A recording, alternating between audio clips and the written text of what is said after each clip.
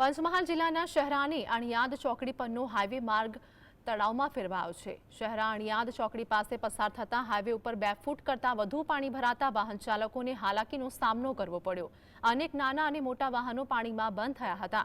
તો પાણી ભરાવાના કારણે પ્રી મોન્સૂનની કામગીરી સામે અનેક સવાલ ઉઠી રહ્યા છે। હજુ પણ વરસાદ યથાવત છે ત્યારે હાઈવે ઉપર વધુ પાણી ભરાઈ રહ્યા છે।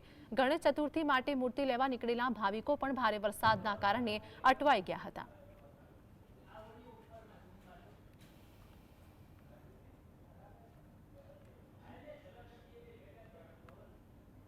શહેરામાં ઊભો છું અણિયાદ ચોકડીમાં અને અહીંયા ઘૂંટણથી ઉપર પાણી ભરાઈ ગયું છે। અત્યારે ખૂબ જ હાલાકી થઈ રહી છે। અત્યારે અમે ગણપતિની મૂર્તિ લઈ જઈ રહ્યા છીએ અને અત્યારે લઈ જવાય એવી પોઝિશન નથી। ખાડા પણ એટલા મોટા મોટા છે। તંત્ર કોઈ જ એક્શન લઈ શકતું નથી। એનું કોઈ તંત્ર એક્શન લે તો સારું છે। રસ્તા મોટા મોટા ખાડા ભરાઈ ગયા છે।